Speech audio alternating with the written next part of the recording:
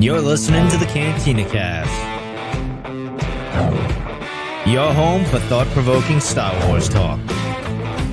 Join Albert and Jonesy in breaking down the latest news, trailers, movies, and of course, your favorite characters from a galaxy far, far away.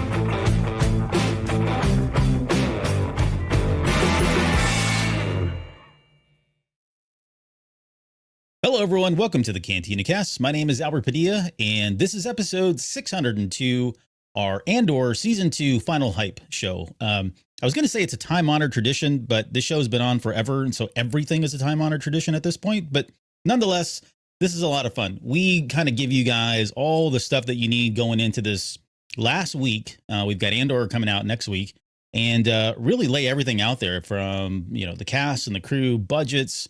We speculate on, who's going to live, who's going to die. We've got some questions that are at least feel like they're unanswered for us going into this, either as, carryover from season 1 or things that have come up as part of teasers and trailers in season 2. So all of this is going to be great fun. Hopefully at the end of the show, you will be completely psyched and ready for season 2. And to help me do all that is, of course, Jonesy. Jonesy, welcome to the show. How are you doing tonight?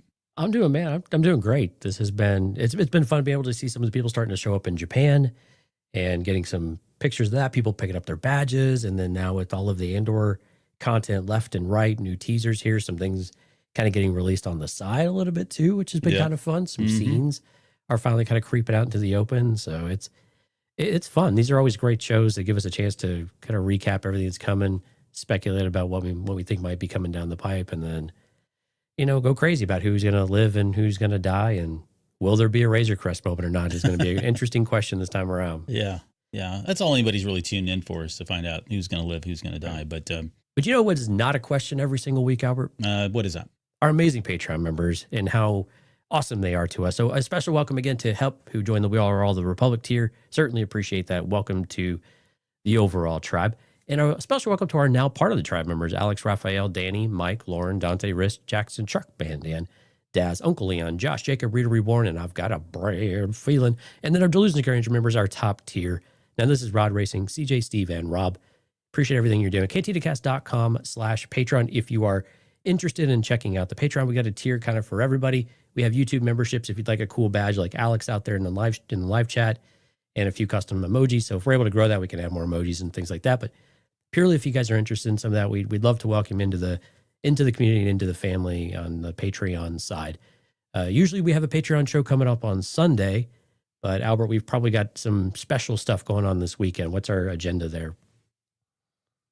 Yeah, there's a little thing called Star Wars Celebration that'll be kicking off here very shortly. And as a result, we are going to do some shows this weekend. Now, because of the time difference, and we want to just make sure that whatever we do is going to be worth your time and our time. So, a lot of what we do is going to be predicated on the announcements themselves, how big they are, what information we're able to get, that kind of thing. So we don't have a solid schedule of hey, we're going to do 3 shows, Friday, Saturday, Sunday.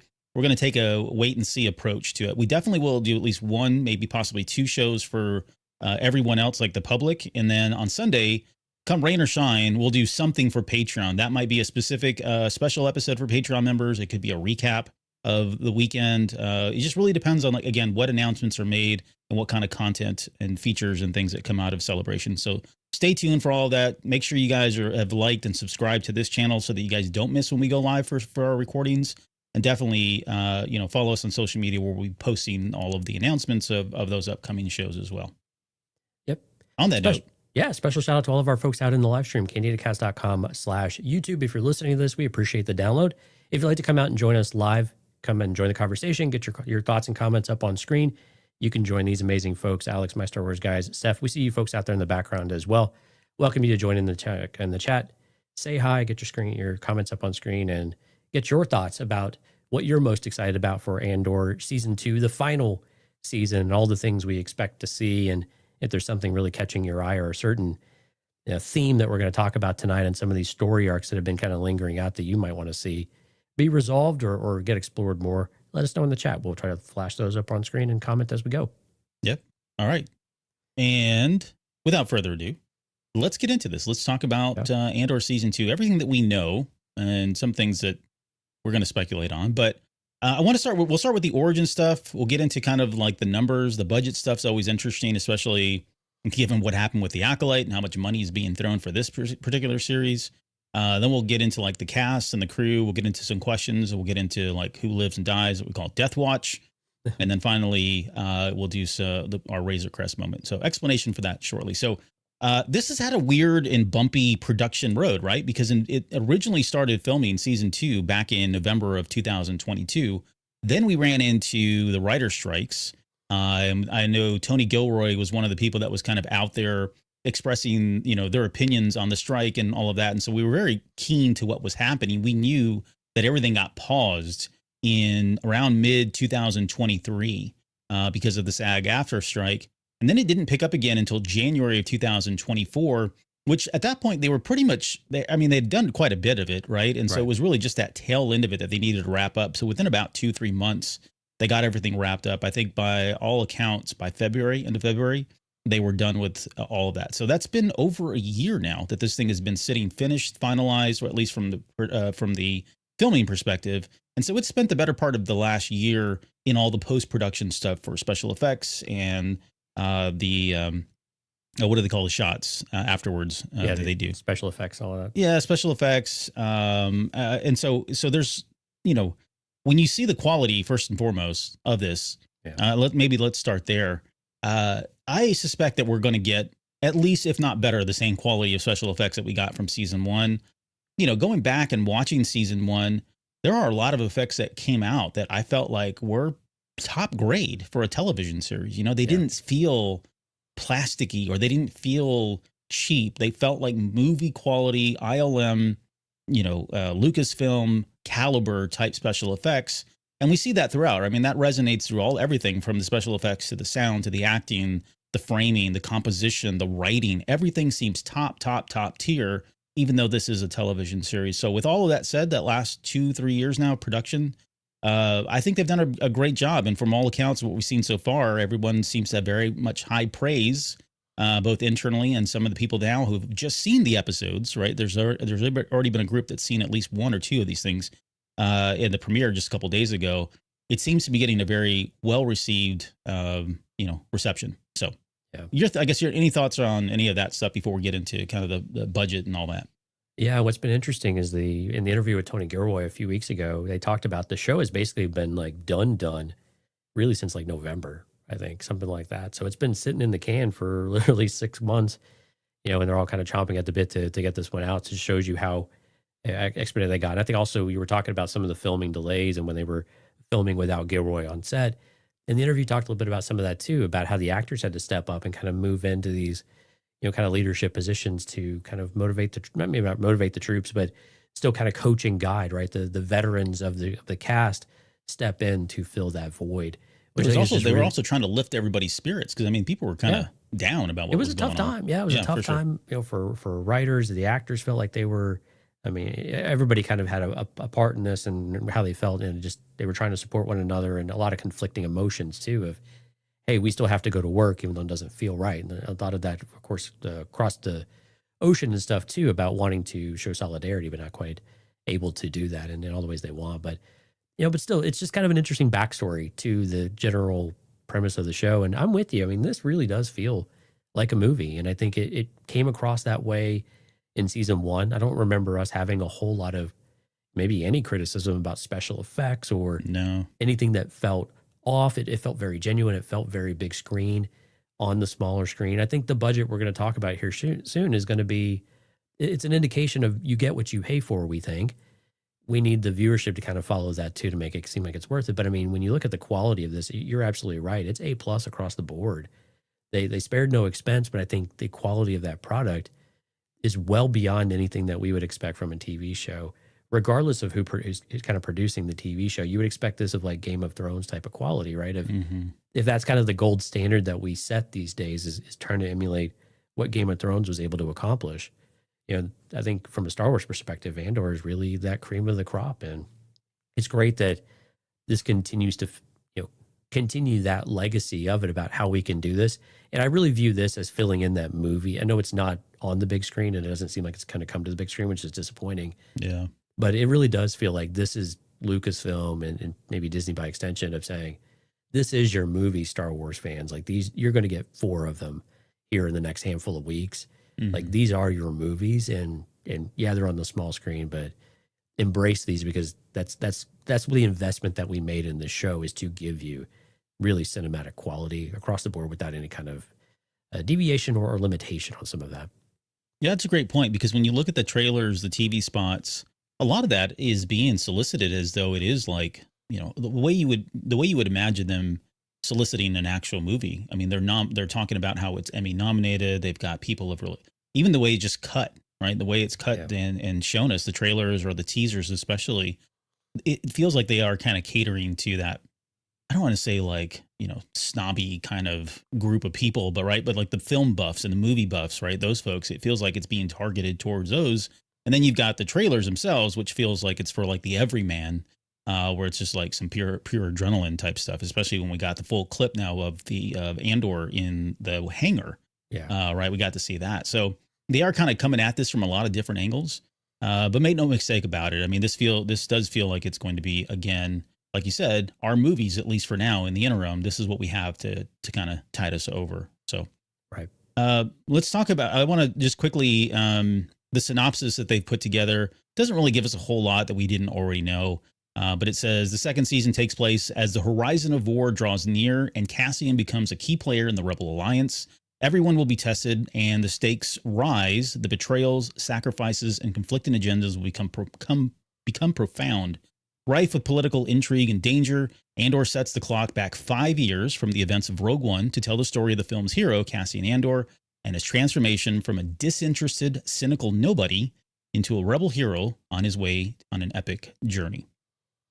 Okay, and as much like in one of the there's a thing in there from Diego Luna. They've only really kind of done one character spotlight going into this, which has been on Cassian Andor, rightfully so. And they did kind of plug it in there a few times that he is kind of he was a nobody. He was someone who just came from nothing, and suddenly he was thrust in the midst of this insurging war.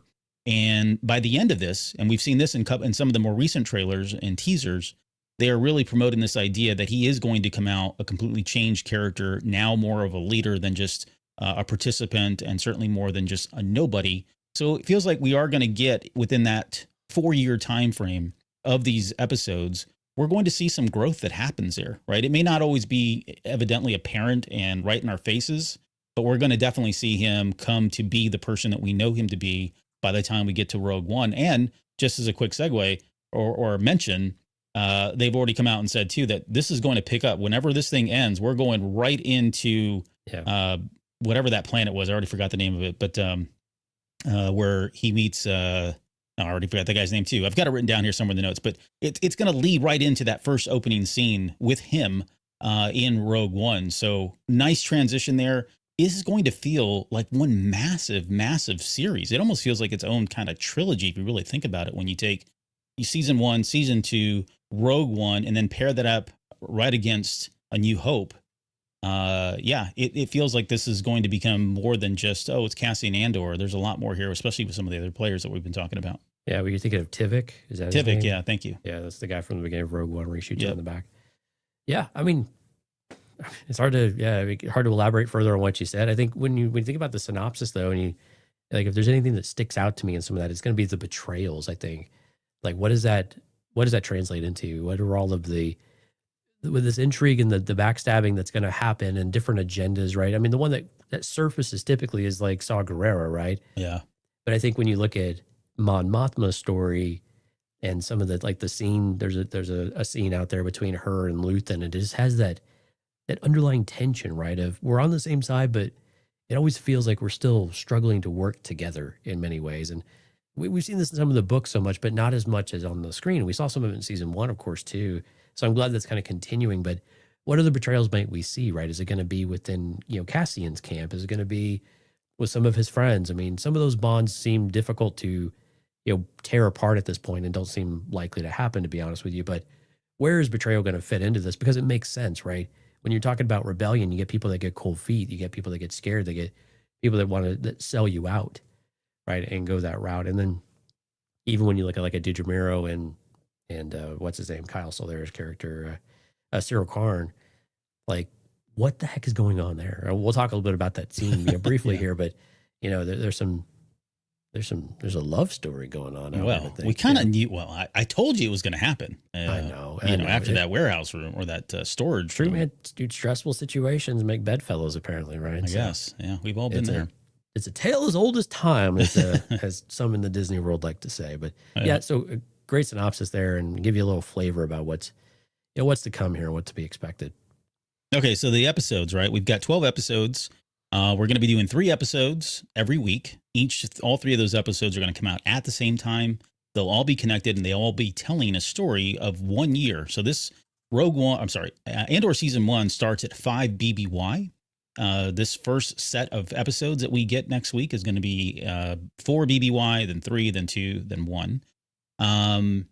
The episodes, we'll get 1 through 3 on April 22nd, 4 through 6 will be on April 29th, 7 through 9 on May 6th, and they're going to wrap this whole thing up in less than a month on 5/13. So May 13th, we'll get the final 3 episodes, 10 through 12. The average, so just want to talk about the timing on the times for this. This is not official. But a number of credible leaking sources have already confirmed that the running times for all 12 episodes.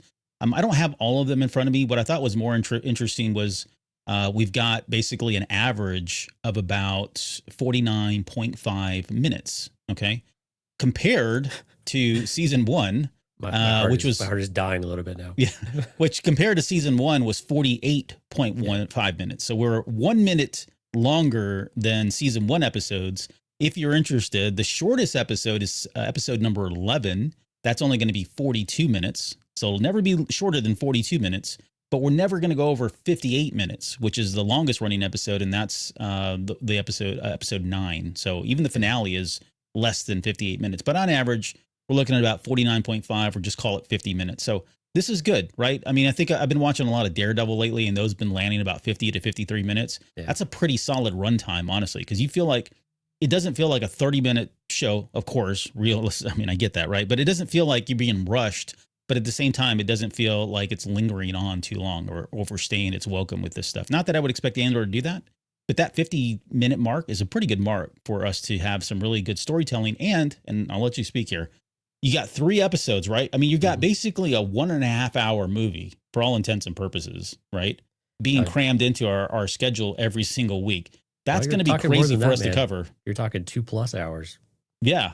Well, yeah, exactly. 2+ hours total. So all good things. I mean, I'm pretty excited about this. Again, here's your movie. You're not going to get, yep, we haven't had movies in quite some time, but guess what? You're about to get a movie and then some every single week for the next 4 weeks. So any thoughts around the run times or the episodes or the format here that they've given us with season 2? Yeah, we kind of thought that the runtime would come in. I think we had talked about maybe 45 minutes an episode. We didn't know if they might be a little shorter because they're doing them all at once. Yeah. Again, they're not sacrificing on it. And I've watched Hard Counter's out in the chat, and I went back and watched all of Punisher from like the Punisher series on Netflix, because I've been watching Daredevil, of course, as well. And Daredevil's been really good. Yeah. And that Netflix style of storytelling where you have a lot of stuff going on, the episodes are longer, the characters have a lot of time to breathe and develop and do things that you can then pay off later on. And Andor season 1 did such a great job of this that it's hard not to want more of that, right? To have all of that space and to be able to do all of these things and really set it up and make it feel like a more natural progression. And you're right, to where you're not just jumping from next thing to next thing, or you feel like you have to have all of these kind of false starts and restarts and some of that frustration of trying to cram things into a smaller set of content. You don't have to do some of that stuff. And I think it's also a bit of a maturity thing, I think, from like a Tony Gilroy type of writer and showrunner, of saying, these are the things that make sense to tell our story. We're going to tell it in the amount of time that we have. And this amount of time, I think, really does feel good. Sometimes it might feel a little long. It's going to happen. But, at the same time, you're going to have that opportunity. But of course, I hang my head because I'm like, oh my gosh, we've got, 150 minutes of content to watch every single week, almost 2 hours of content to watch every week or something like that. And how are we going to do this? And Tony Gilroy's already apologized to the entire fandom and the podcasting community in particular. But, I think this is great. And I'm glad they went with the 3-episode arcs because I think it's going to feel like the right decision when we view the content and when we review the content. I think we're going to appreciate what they're doing, because I think if you were trying to do this 1 week over the course of 12 weeks, it would be a little more difficult to follow when you need to make that year transition, that jump. And you might have to try a little harder to do it, where now you've got a natural week break. To have that, you can digest it, you can break that apart if you're kind of a normal watcher of content, spread it out over a few days of the weekend or whatever and go that route. So this is great. I think the runtime is really good too, and about where we thought it would probably land. I'm a little surprised it's been released. And these numbers, even if you average 48.5, I'm assuming that it involves credits and stuff. So I think 45 is probably accurate, which is manageable even for us, right? But it's still kind of a lot to do. Yeah, no, for sure. I think, you're right. 45 is probably the better number there. Yeah. Let's talk about budgets just quickly. This budget is it's big. Yeah. It's big. I mean, 290 million is the most recent number, and that's changed. If you've been following this closely over the last 6 to 12 months, that has changed, which they tend to do, right? Because they start throwing money at marketing and advertising, and so that starts to tick things up a little bit. Yeah. But $290 million. Now, to put that in perspective, that's about $24 million per episode, right? For all 12 episodes. A little bit of other perspective. Rise of Skywalker, the movie, was budgeted at $275 million. So we're already over the budget for Rise of Skywalker. Now, there's a lot of fine print here. And again, I don't even know. I don't remember if that number accounts for, again, some of the marketing stuff as well. But I think it's just production budget. Yeah. It's probably just production, right? Yeah. But the point is, they're not, like you said, they're sparing no expense in terms of what they're throwing at this thing. I know some of that is cast salaries and everything else, but you see it. You see the quality in the production itself. It's very apparent. It's very transparent. It's very evident in a lot of ways. Less and less maybe reliance on the volume as well. We haven't really talked much about that. Yeah. But we saw bits and pieces of that in season 1 where like, no, they were really on location at some exotic place in our world to kind of film this and really give you that immersive feeling. And we're seeing a lot of that in, again, TV spots and trailers here. So tons and tons of movie. Now, when you add up season 1 and season 2, I've seen numbers from everything from like 645 million is probably the max for this whole series. And I know, when you look at Acolyte and some of the other ones that didn't get renewed for whatever reason, this one is just kind of that special thing because it already had gotten an approval for 2 seasons long before this, right? Originally, they were going to do 5 seasons. Someone was okay with the idea of doing 5 seasons. And so to come down from 5 to 2, that explains a lot of why not only do they have these huge numbers for their budgets, but they were guaranteed a second season, whereas something like the Acolyte was really kind of a one, let's wait and see. And then, we've already covered ad nauseum exactly how that all panned out. But nonetheless, tons of money. It looks like it's paid off. Well, and look at how much time you're going to get, right? So if you think about this, you have basically 10 hours of content for $290 million, right? As compared if we spent 200 or 250 and you got 5 or 6 hours of content. Yeah. Right. I mean, so when you look at it kind of, we look at per episode and kind of per hour, and you compare that even with the movies, right? Of 275, a $250 million movie these days is pretty common for a big budget, flagship type of movie. And that's 2 hours, 2.5 hours, something like that, right? So I think when you look at it in that perspective and you look at, did you get that kind of quality from it? Yeah. It doesn't change the fact that you still need the people to show up and watch it, right? If you're making that 290 million is 290 million, in which way you slice it, even if you're getting a lot of content for that dollar and you've really packed it in there and they've probably been as efficient as they could in many ways to make sure they're leveraging everyone's time as best they can on location versus maybe a little bit of volume shooting. I think the volume is probably going to get used like the hangar sequence with the TIE fighter, right? I think things like that still make sense to use your indoor facility because you need to kind of move the structure as well. And doing that in a studio just makes more sense. But I think when you kind of look at it in comparison in different ways, and I'm not trying to justify one over the other because we don't really want to do that here. At the end of the day, we want to judge the content and be able to say, okay, did we use our money well? Did we use it wisely?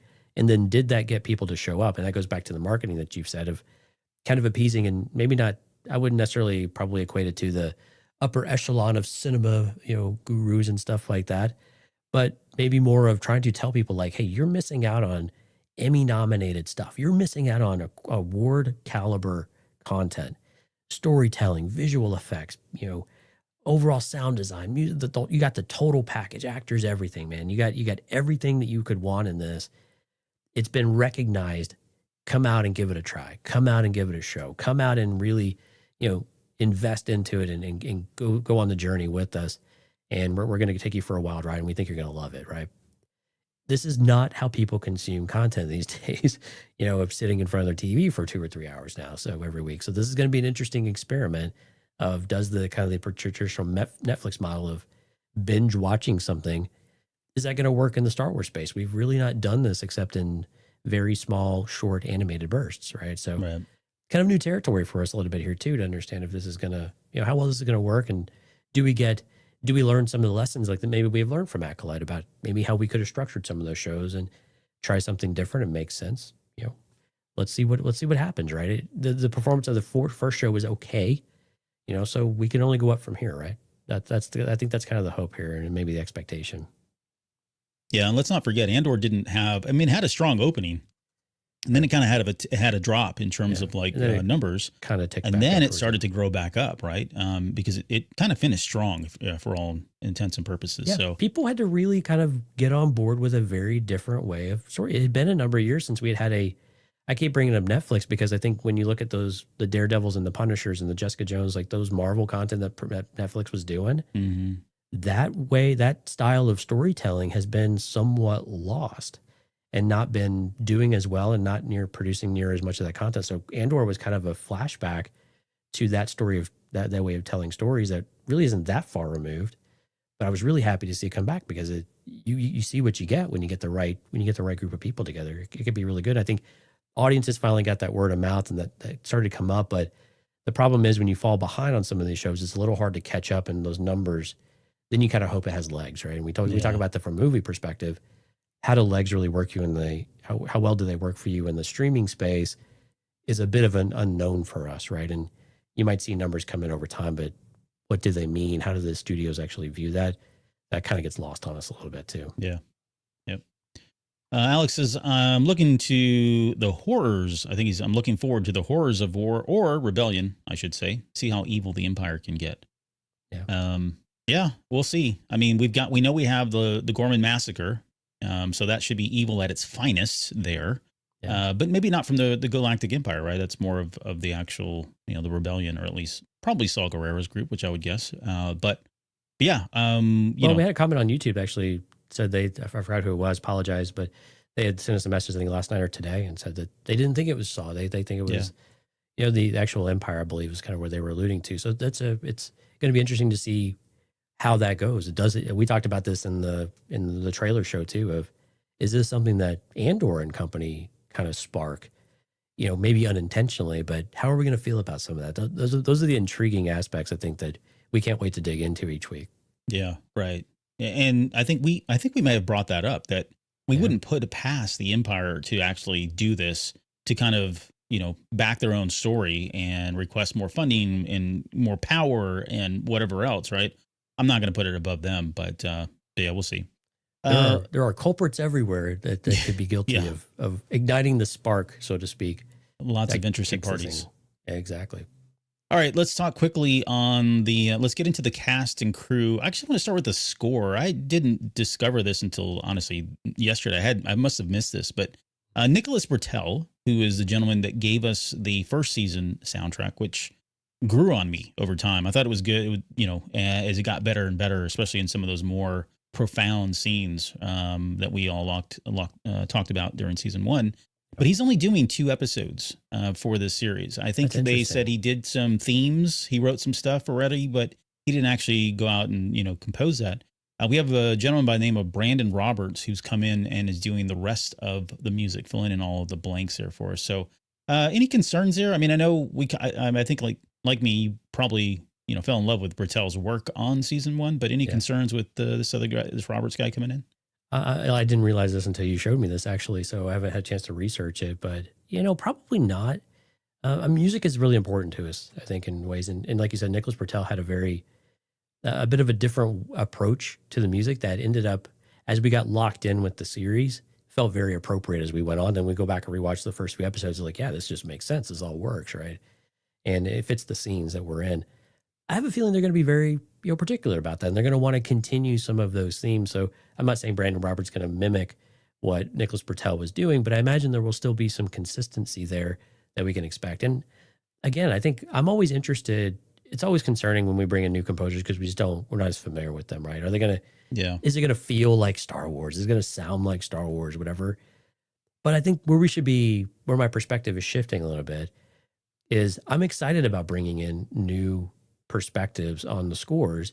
This worked really well with Kevin Kiner, right? We were very not sure how we felt about Kevin Kiner early on. Now he's a legend, right? Oh, yeah, for sure. Right. And Nicholas Britell, kind of the same thing. We've had a few stories in this regard. So bringing in somebody else, getting their flavor, getting them exposed to what this is. And if they knock it out of the park, then man, we got somebody else we can pull from in a post John Williams era for us of who's going to score different Star Wars content, right? Movies, TV shows, whatever. And so I think this is kind of exciting to be able to see what else can someone bring. Can it build out our stable of artists that we have available to us that can then contribute to other content later down the road? Yeah, he's done some other stuff here. I mean, he's done Scream 4. He did World War Z. He did the Wolverine, Logan.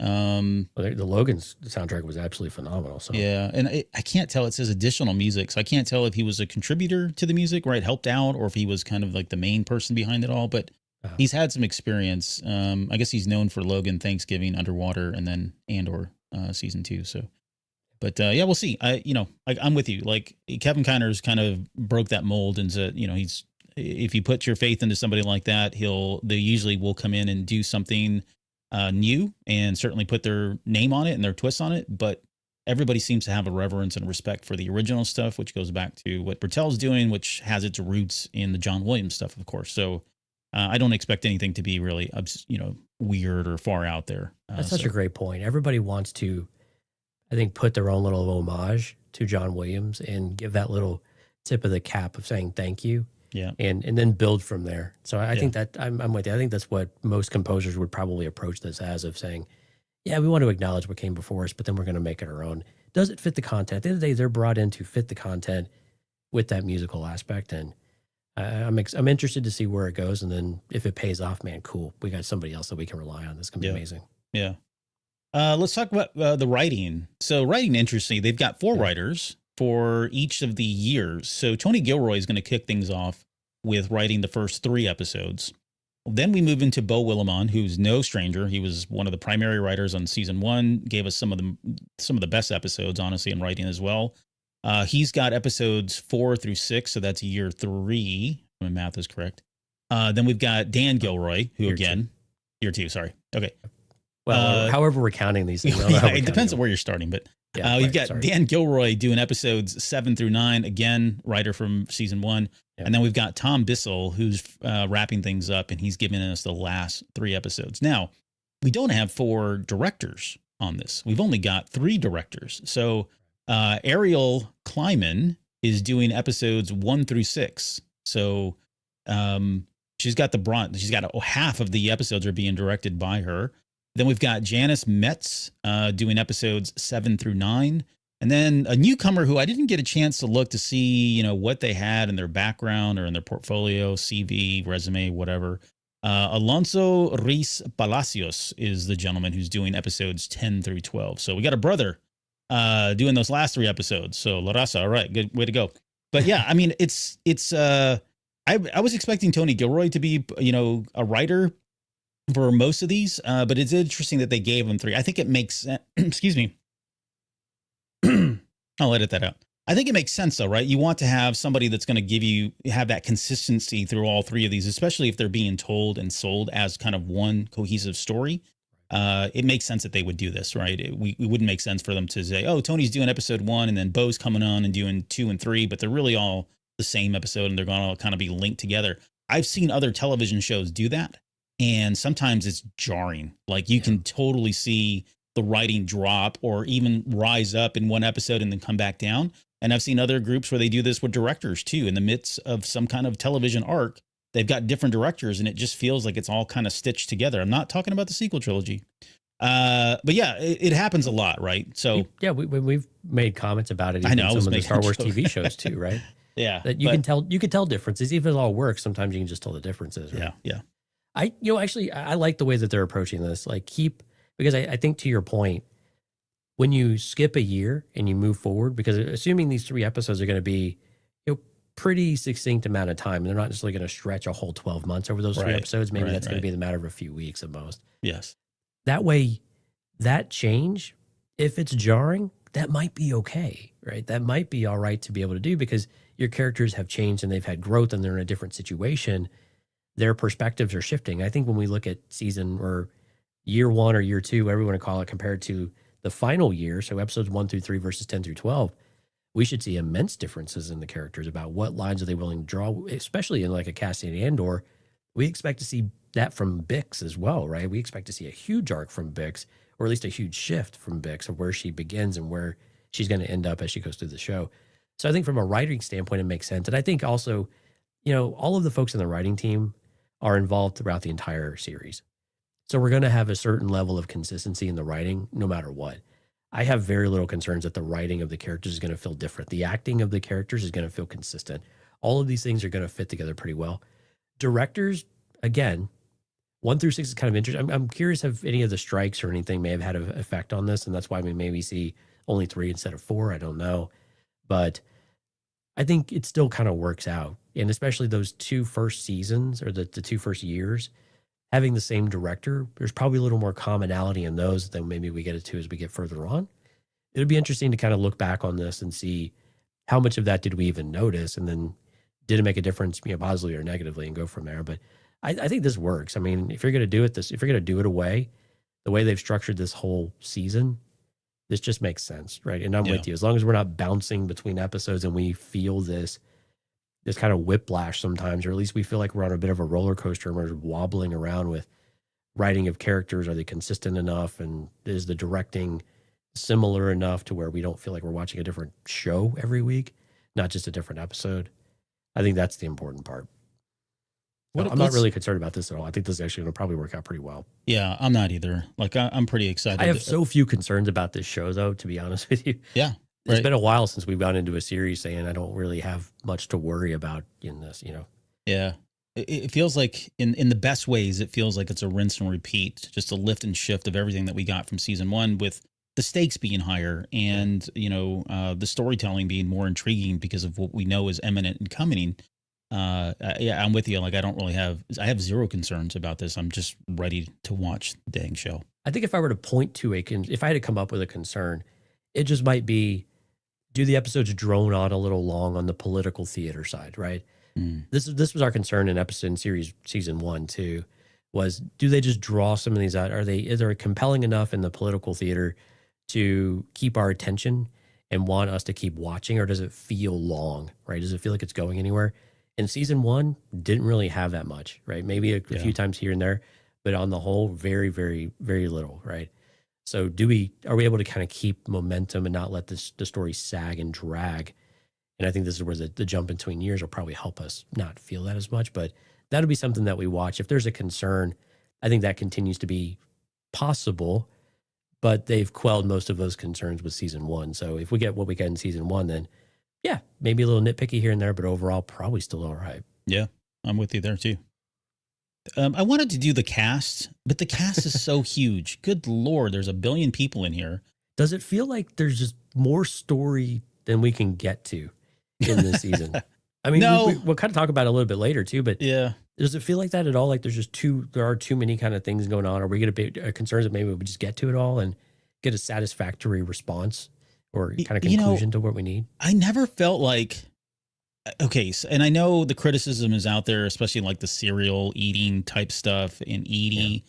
Yeah. There are some things out there that I felt like, hey, those were actually really great scenes, and I actually enjoyed the characters and I liked what they were talking about, but something was missing, and I think that was intentional. That was purposeful. I think we're going to get some of those loose ends tied up, and it's really going to start to kind of make sense for us, But I did feel like in season 1, everything still felt cohesive. Everything still felt relevant, oddly enough, even with some of the stuff that we were starting to veer off into. And you're like, how is this going to come back around, or how's this going to really impact? Right. I think they were just laying down a lot of foundational things that they knew were going to pay off in season 2. So I expect, even though that, yes, I think we've got a lot of players here. We've got a lot of loose ends, a lot of threads that are being thrown out there. I do feel like there is a purpose for all of it. And it does feel like we are going to get some kind of comprehensive, cohesive understanding of why some of these storylines went the way they did, why some of these characters were introduced in season 1, why maybe some of them have been introduced in season 2. I do have a feeling like it is just going to kind of come to a point and it's going to all make sense. Again, that a lot of that is me just, projecting my faith and confidence in Tony Gilroy's writing and the narrative that he's got in his head. But I could be wrong. But I get the concern though, certainly after having season 1. Yeah, and concern's probably a strong word. Well, maybe not concern, but yeah, the question. We'll talk. Yeah, it's a question. Yeah, like even like K2SO, right? And are we going to have enough time to really resolve whatever's going on with Deidre Mero and what's his face? I keep forgetting. Cyril Karn. Cyril Karn. Man, I'll remember it eventually. More noise. So those are the questions that we'll have. There's a lot of smaller characters and introductions and reintroductions maybe and things like that. So do they drag or do they really just kind of snap to and bring us to, like, where does Brasso and all of them fit to longer term, or how many episodes and things like that too? So some question marks, but I'm with you. I think it's all pretty manageable, especially with how much time they've allotted for each of the episodes. I think this is where it benefits us, right? Yeah. So rather than going into everybody's, rattling off Diego Luna and Kyle Solar and et cetera, maybe let's just talk about the biggest entries into season 2 that we didn't get in season 1. Maybe let's start with K2SO and Alan Tudyk. You and I had talked about this. We did the breakdown of the comic book first meetup, right, between Cassian Andor and K2SO. You and I broke that down. I don't think there was really a whole lot going on at the time, to be quite honest. Right. It wasn't my favorite comic. Like, there were some moments in there that were kind of cool, right? But it was kind of really like, man, that's not what I was expecting. And it's no shade on the writer or anybody else that was involved in it. It just wasn't what I was looking for. It was a fun story. It was fine, but it didn't give me kind of like that origin story I was hoping for. Do you think we're going to get that in season 2? Is it going to be a modernized or maybe up-to-date version of that, what we have existing in the comic book? Are they going to scrap all that and just say, here's the new story? Or I was thinking about this too, and I don't know that I would hate this idea. What if we just did a time jump? Like, let's say we, season or, the second series is over, right? Episodes 4 through 6 ends. We pick up in episode 7 and they're already together. You know what I mean? Like, we don't even have, because we've already know who they are. We know they're in Rogue One. We know they've got a relationship. We know they do this back and forth. But to your point earlier about, is there going to be enough time to spend on K2SO and Cassian? Do we need the origin story? What if it's just mentioned that they've been together now and in some creative way, right? For 3 months. So they're still in the infancy of their relationship, but we don't need the whole kind of like, oh, this is how they met. And, he saved them. He reprogrammed them. We don't get any of that stuff. Would you be okay if we just suddenly picked up and there they are, and we're left to either the comic book or our own kind of devices to come up with whatever that true origin story was to be told maybe someday down the road? No, I'm not okay with that, Albert. Actually. Okay, next question. No. Right. So I think personally, because I don't remember that story in the comic book very well. So clearly it was not, fair enough. Clearly it wasn't all that memorable, or it's just been a while too. It's been a few years. But I think we do need to see it. I think if you're coming into the series and you want to see, like, the reason why you introduced K2SO is to see how they met, to see how it kind of worked out. And I think we've seen in enough of the trailers and the different spots and everything else that there are several of these K2 droids. Yeah, they're kind of hitting at it. Yeah, and you get one that's like knocking the guy off the side of the bridge and all of that too. So it kind of feels like it's a part of the story. And I think, like we were just talking about, I think we do have enough time to where we can actually explore this. Now, to your point, do you have to really get into the details? And can you use a time jump to then cement the relationship? Yes, I believe that is 100% accurate. I think that could be definitely well done. You set the groundwork. You maybe do kind of the funny moments and the awkward stuff or the tenseness or whatever it might be, where maybe K2 is trying to kill Diego Luna or kill Cassian or whatever it might be.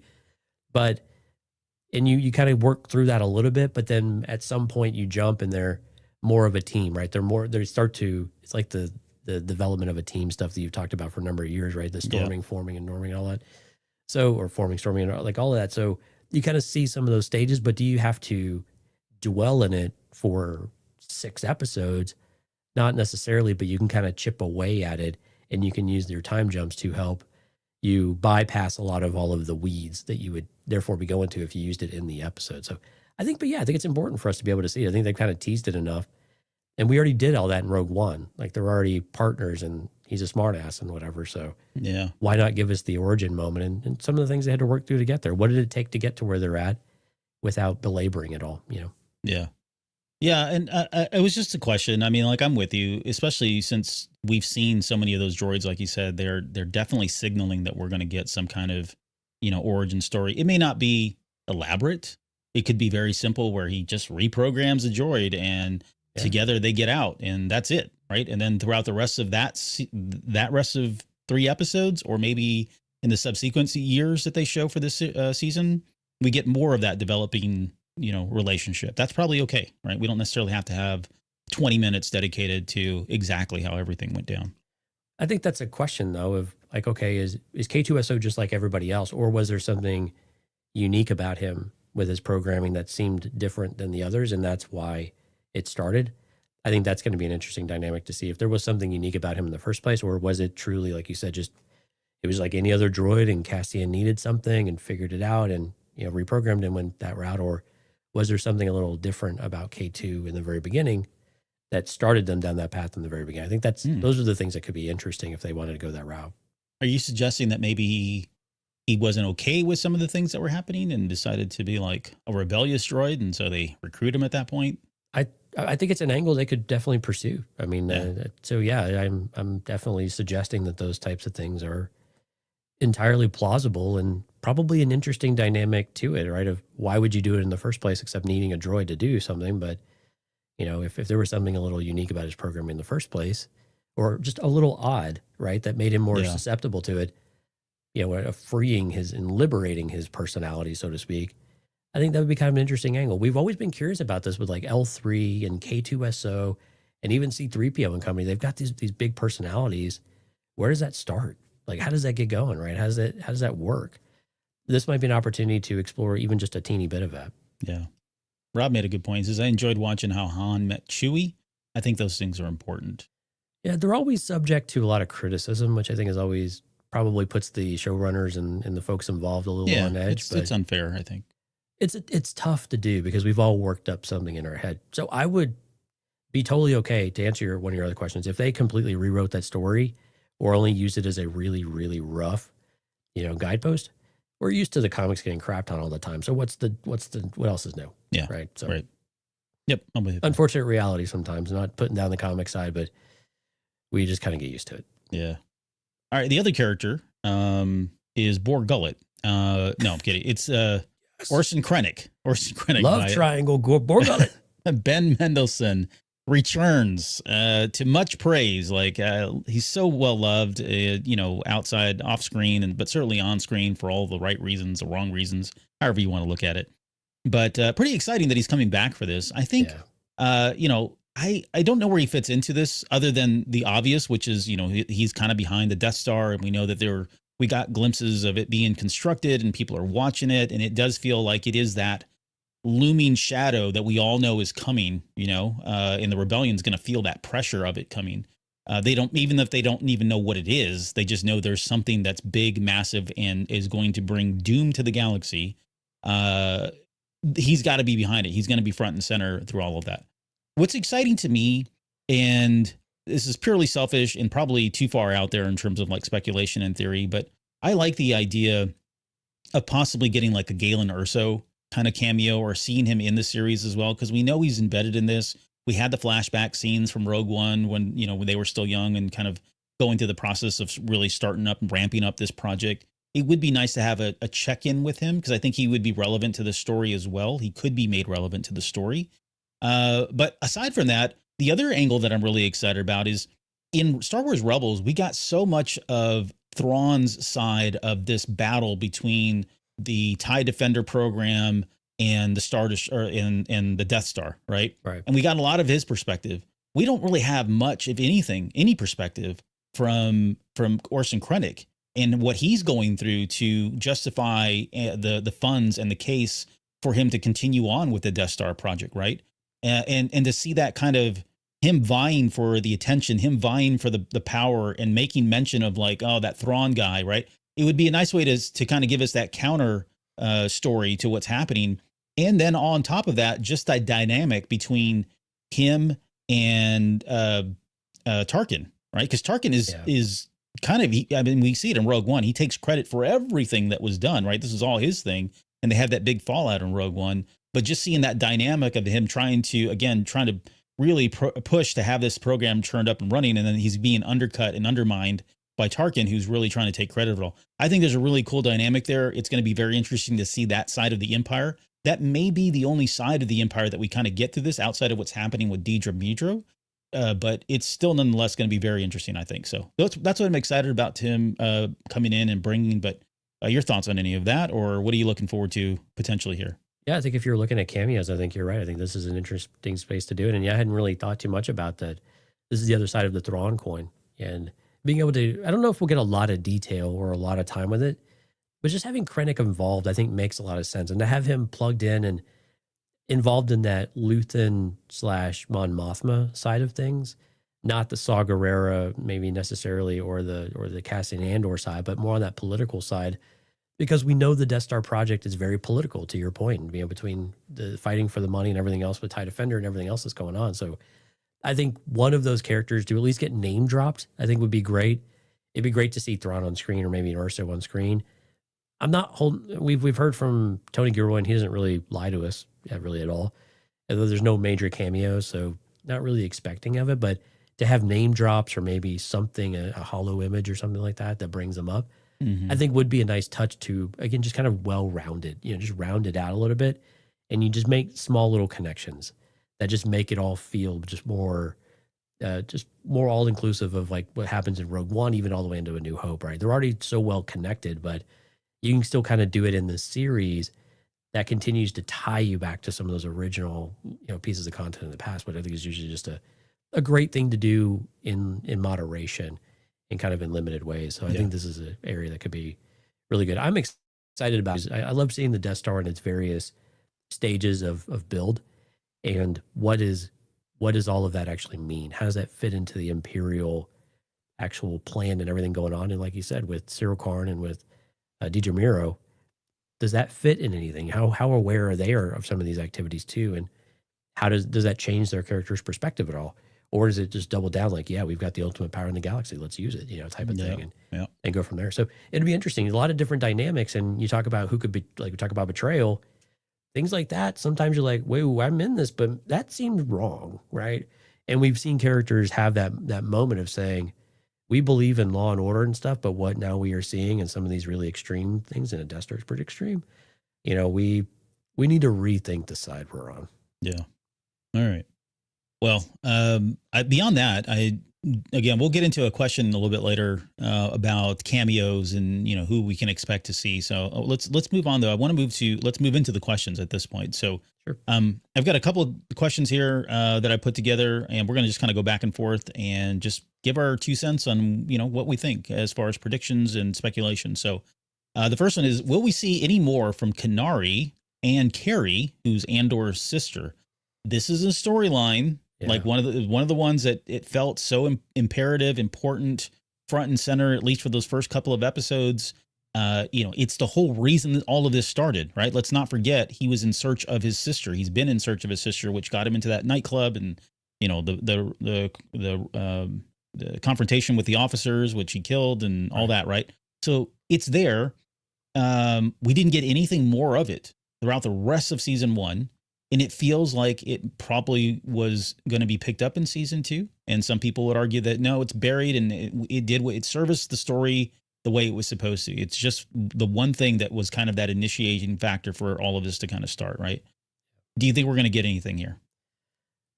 I really, man. Do you even care at this point? Because it feels like we're so far away from that now. That part is 100% true. I do care, but I think you're right. I think Andor has stepped into a bigger story for himself than he ever thought was possible and imaginable.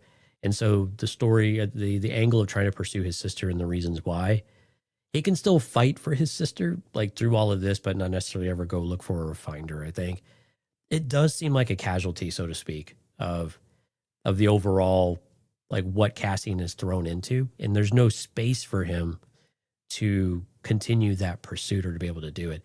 I would love for this not to be forgotten. I would love for it to be brought up, and maybe it's something that Cassian wants to do. And Stephanie's out in the chat saying she'd actually forgot about the storyline, because you're right, it got moved past pretty quickly. I would love for, this would be heartbreaking, but I would love for Cassian to acknowledge that in a moment, maybe between him and Bix, when this is over, I need to start looking for Carrie again. I need to try to reconnect with, where she goes, try to pick up the trail. I really want to, we got to make a difference here, because then I want to get to that. And we know he never does, right? So I would love to at least acknowledge it, even if we just don't have the space to do it, because I think that would fit Cassian's story perfectly. Of he's had to sacrifice so many things, including his homeworld, including his search for his sister, and kind of his old sense of self, right, for something greater and something bigger than what he initially thought he was in for. Yeah. What about you? I'm really conflicted, because this is, one of those storylines I was really looking forward to continue to play out in season 1. And as episodes went on, we just kept getting further and further. It felt more and more detached. I don't see how we're able to come back to this storyline at this point, to your point. On top of that, the fact that we're getting 3 episodes, each representing 1 year, that time jump, it's so aggressive, right? I don't know how they would bake that into that. Like, what is the relevancy here of her, of Carrie or Kenari? It feels like this is something that, to your point, was a casualty of all of this. And I can see where Tony Gilroy would be like, hey, you're focusing on the wrong thing, right? That's really not what's here. It's what started it all, but it's really not the thing you should be focusing on.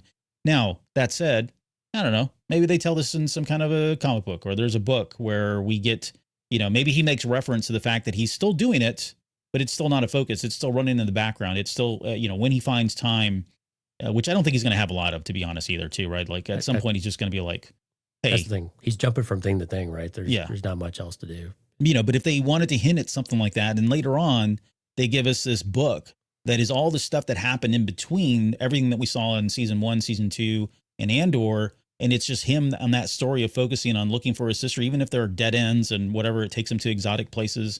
Maybe there's an opportunity there. But yeah, I just don't feel like we're going to be able to come back to this. And I don't even know that I truly care anymore, other than it's just that whole completionist thing that I've got where I have to know the answers. So yeah, that's my thoughts. But I think we're probably in agreement there.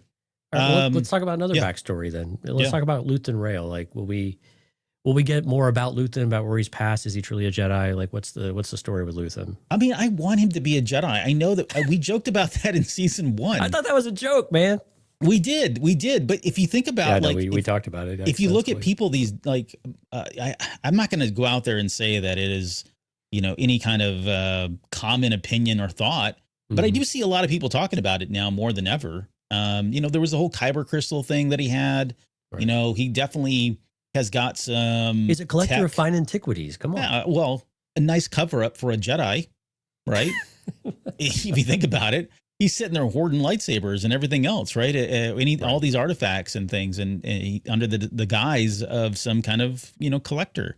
So, in all seriousness, I don't know that we're going to get or even need Luthen's backstory, to be honest. But at the same time, if they did hint at it in subtle ways that maybe he did have some kind of connection to the Jedi Order, I don't want to say he's a Jedi, because I don't even know that a Jedi would do this. Although, if they're on the run and they're hiding, and he's hiding kind of in plain sight, especially being on Coruscant. First off, the guy's got some big cojones, right, to do that.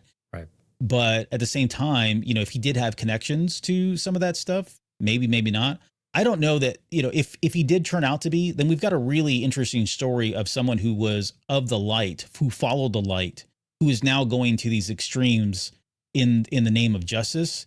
That is really compelling to think that someone would turn that far and not, succumb to the dark side, right? There's probably a compelling story to tell there. So I guess what I'm saying is I'm trying to talk my way out of this by not committing to it. And I think the honest answer is no, I don't think he's a Jedi.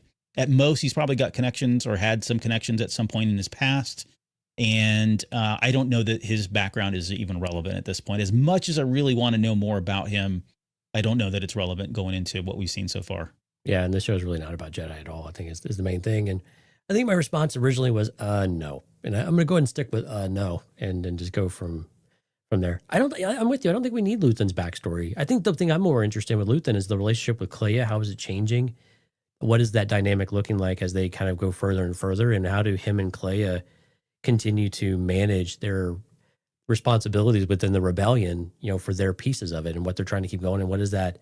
We got a little of that tension before. She thinks he's being reckless and bringing Cassian in. And what is she doing with Vel? So I think some of that is more interesting, and we get little tidbits from some of that, but we don't necessarily need all of Luthen's story. And you were mentioning before that you can do this in other content to fill in some of those blanks. And I think with Luthen, having another monologue like he did, like that gave us that grasp of everything he's sacrificing and everything he gave to us in season 1.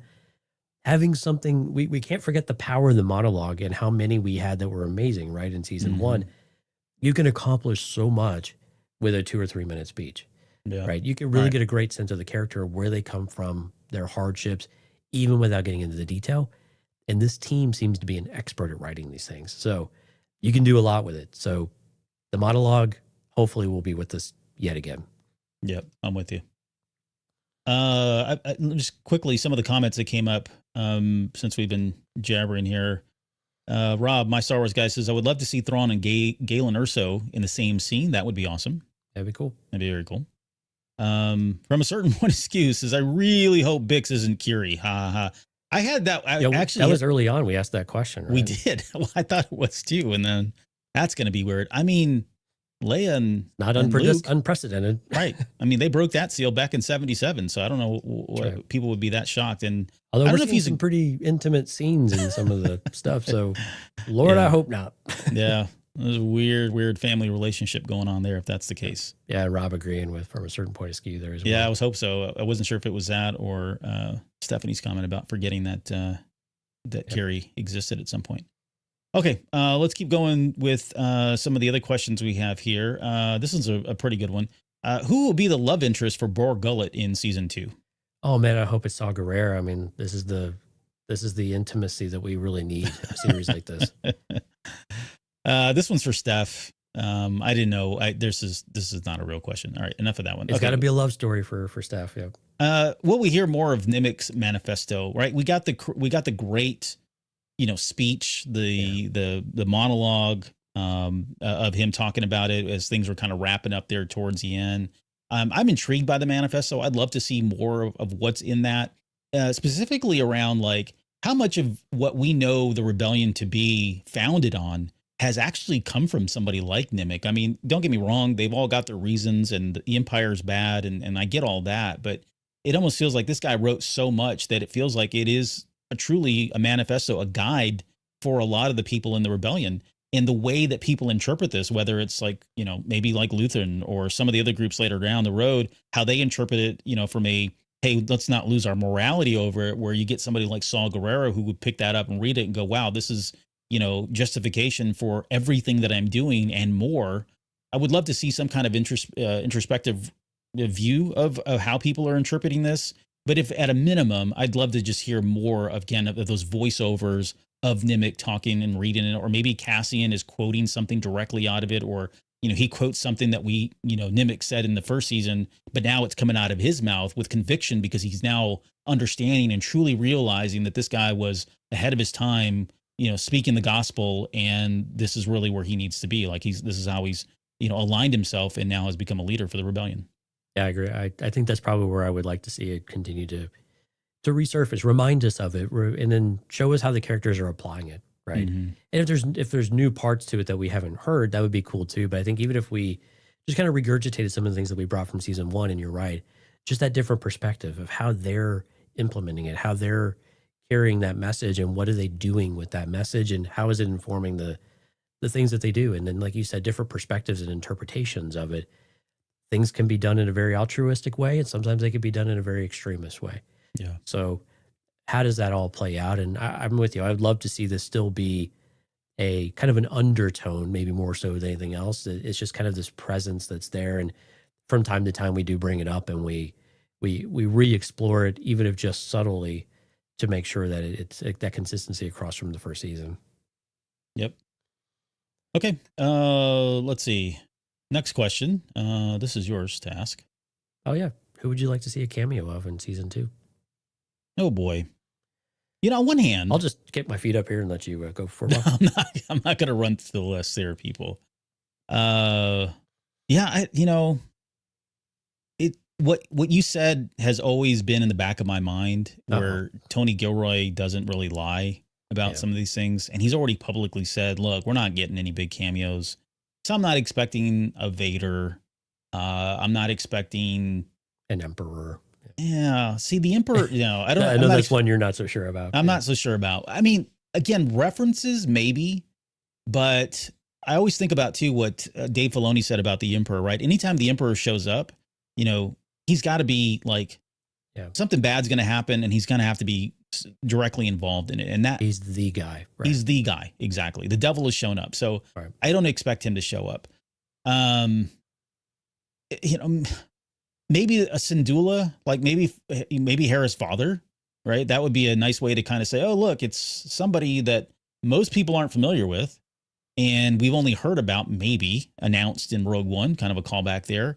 I don't think we're going to get anybody from the Ghosts, right? Unfortunately, Phoenix Squadron, that'd be really great. I think there's an opportunity to do some of that stuff, especially towards the very end, where, we see Mon Mothma getting escorted out, and the Ghost lands and the door opens up and there's Hera standing right there just saying come on in or whatever, and they get her on, they take off, and that would be like a nice little quick cameo without really getting into all the details, and it would be a nice segue into what we get from episode 18 of season 3 with Star Wars Rebels.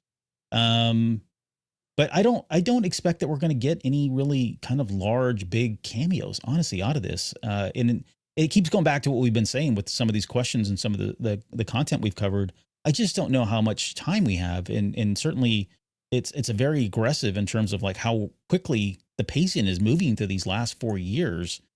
I don't know that it makes a lot of sense. I'm going to say Galen Erso, just because I said that earlier. I think I'd love to see that one as a cameo. But beyond that, I'm not really expecting anything huge or major. And Thrawn, I know, is out there. People have talked about it. I think that's another possibility if they really wanted to do something like that, but that seems almost too in your face. If this was Dave Filoni, I'd have an entire list of people of main characters and really obscure characters. But unfortunately, it's Tony Gilroy, and I think he's got a very specific story that he's trying to tell, and it does not have to include cameos. And so I'm not expecting anything. How cool would it be if both of the Mickelsons showed up in the same series, even if they're not in a scene together? But how cool would that be? Yeah. Nicholson with Galen brothers, and Thrawn, right? That'd be kind of neat. That would be cool. Yeah, I'm with you. I'm not expecting anything major. I think Galen Erso is a possibility. I think even Thrawn's a possibility. I think the Ghost is a possibility, maybe a voiceover. We don't necessarily have to see Hera, maybe a hologram. I think that's a possibility. Actually, the one, too, I'd actually kind of like to see, this might be more the very end of the series, C-3PO and R2-D2. I think we see them in Rogue One, and I know that kind of had its own moment there, so do you take away from that? But it would be kind of cool to see them show up here as well. And to share from the chat here, maybe some of these, it'll never happen, but Callus from a certain point of askew, Galen makes sense, Tarkin does too, but maybe over the hologram. So that makes sense. Right. And then 1UP versus EPU saying Biggs and Wedge, that'd be kind of cool too. Biggs would kind of be an interesting one. I'm not sure where the status of these characters are, but some of that stuff they'd have to do de-aging and things like that too for some of the characters, which is entirely possible these days. But but R2-D2 and C-3PO would be kind of that's an kind easy of fun. one. Yeah, it's an easy one, right? It could be unassuming, right? They're just kind of there in the background, or as you walk by, just like they were in Chopper was the same way. Just as you walk by in a sequence, they're just there. Oh, excuse me, sir. Yeah, Chopper would be another easy one to do without really giving out everybody. Yeah, probably committing war crimes. Yeah. In the last like 24, 48 hours, there's an article out there, and I'm going to apologize in advance because I have not had a chance to read it. It keeps popping up on my feed, on my social media feeds. But I think Tony Gilroy is quoted as saying that he had to recast a legacy character for season 2. Oh. Now take that for as you will. Yeah, I don't know if, and again, I haven't read the article, so I don't know if he doesn't get into the details really at all about who this character is, but he called it, quote, a legacy character that had to be recast. So that may in itself could be, they could be talking about somebody like a Tarkin, right? I mean, Tarkin feels like he kind of has to be a part of the story. I don't know, maybe not, but if we're getting into the Death Star and we're getting into that whole kind of relationship between him and Krennic, then I feel like, yeah, Tarkin's got to be there. So maybe they did recast this quote legacy character. He would be the most obvious before we get into anybody else. Like, I don't know, you could pick a number of people. Well, we had some other characters even just from Rogue One, like what was his name, Drayden? You know, the guy who was also, he's been in other TV shows too, so he's clearly still around. But Yeah. you have some of those characters that could either show up or maybe even, I don't know if you call those cameos anymore. They're more connections to Rogue One, but some of that. But yeah, I mean, if he's mentioning that, then Tarkin kind of makes sense because they've done him digitally. They've done him with a stand-in actor with some kind of some enhancements and whatever. So it's a character that's present. If you want to show him, put him in there, you kind of have to do something different with him. I'm pausing because I'm actually typing now. I'm trying to pull up this article. Yeah, it's you just type in Tony Gilroy legacy character, and there's 8 billion articles that have come out about this. So, anyways, we'll feel free to look that up. If anybody wants to do some research on the fly, let us know if it's talked about there. But let's move on to the questions here because we're running out of time. Yeah. I think this is your question, so I'm going to ask you: how will Kino Loy fit into season 2? Oh man, there's a part of me that says he doesn't, and we're just left hanging, which would be really unfortunate because that was so amazing. Is he on the official cast? He is not. Okay. He is not. However, it doesn't always mean anything. A few months ago, what's his name was asked about Kino Loy. Yeah, Andy Serkis was asked about him, and he made some kind of coy comment about him coming back, and so it got a lot of people excited. That this wasn't the last of him. I think just recently he came out somewhere and he had a shirt on that said Kino lives or something like that as well. So, I mean, Dave Filoni, I blame you, man. You started this mess. Yeah. So I think it's possible. It feels like if he did come back for whatever reason, this is going to be a different Kino Loy, someone who's probably aligned himself with the rebellion now, especially having been in in jail. And being under the oppression of the Empire, it feels like that would change a person, right? And so maybe him, Melshi, maybe there's a connection where Melshi and Kino Loy met up, and that brought him closer to Andor. It would be a wasted opportunity not to have somebody like Andy Serkis back in this with his caliber of acting, and just be able to kind of see that last piece of, or be able to kind of continue on with this story, even if he doesn't really make it out of this. I think we all. Our hearts broke when he said he can't swim, right? And so we wanted more from him. And I think even after that, even right after that episode, they were already talking about how, in Tony Gilroy's mind, even though it had been written, he was thinking, okay, well, those guards showed up and he was there, and so he just got recaptured. And so maybe he does make his way out at some point. So yeah, I don't know that I have much to add to that one. I mean, yeah, I would love for him to come back, but it's like, where does he fit? And then you got to kind of feel like you have to fill in that backstory a little bit too. Yeah, so, right. Yeah. How do you do that? What's the best way to do it? That would be interesting. These guys are sick. From a certain point, excuses. We joked on our show that Kino shows up on Gorman just in time to be massacred. Poor lad. That's pretty dark. But you know what? Well done. Yeah. Yeah. There's worse ways to go, I guess. I don't know if that's true, but yeah. All right. I don't know. I want Andy Serkis to be back. Yeah, next question for you. So besides the ring of Kafrene and Tivik and Bor Gullet, will we see any other ties to Rogue One or A New Hope? We've talked a little bit about this, but anything else? I mean, the whole series is a tie to Rogue One. It all connects. This is a stupid question. Who came up with this question? I don't know. Yeah, I think where I was trying to go with this is kind of coupled with the cameo piece of it all. It would be cool to get some kind of, some of the familiar planets that were talked about. It would be neat to kind of know more about maybe the Ring of Kafrene as well. It was, just there again for that setting and for that kind of to happen. But I would like to see Tivik show up. Maybe we see him earlier on and he has a couple, scenes or whatever, and then he comes back at the very last year, which is, episodes 10 through 12. It would be nice to kind of establish him as more of a character, then actually show him again in that episode. And then by the time we get to Rogue One, you're like, man, you feel even more devastated that this poor person who had we'll probably get maybe we get the origin story of why his arm is like that too. I don't know. But I suspect we're going to get a lot. Does he have a red arm too? That's why I didn't recognize him. Yeah. Two Tubes is listed in the credits already, so I think we're going to get a lot of Saul's folks. Yeah. We've been joking about Bor Gullet, but I don't see why we wouldn't see that thing in the background or make mention of it.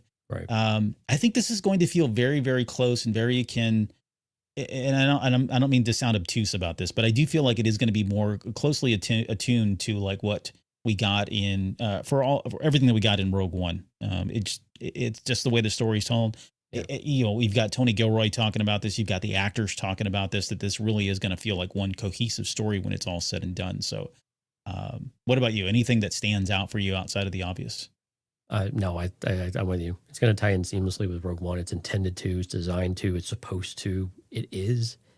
So I think we It's the origin story of the origin story. Yeah, I mean it's Andor's journey, right? So I think all the things that play into that, plus Saw Gerrera and all of that, you know, come together. If anything, I'm hoping it maybe emboldens and brings us more familiarly with Saw's character too than what we saw in Rogue One and even in Rebels and stuff. I'm really hoping we grow a little bit in that space too. So Yeah. I'm excited to see more of that in order to really enhance more of what we saw in Rogue One of why he's where he's at.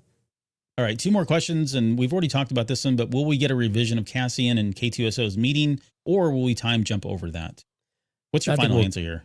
Yeah, I think we'll get a revision. It'll be different, and I think we'll see it, and I think we'll spend a little bit of time with it, and then I think we'll move on from it, and kind of like what they did in some of the other series. Once it's done and settled, I think then Skeleton Crew did this. Once you make the decision and it's done, yeah, we move on and we just commit that to memory and we go forward. Right. So no surprises, no big twists or anything like that. We just we check our box and we get a good story and we move next. Yeah. Right? No, I'm with you. Like I think we're going to get the origin story. It'll be a retelling different than we got from the comic book. I think the only aspect that they'll probably keep is maybe the reprogramming. That seems to make sense. In a dire situation, he's got to do that and pulls it off.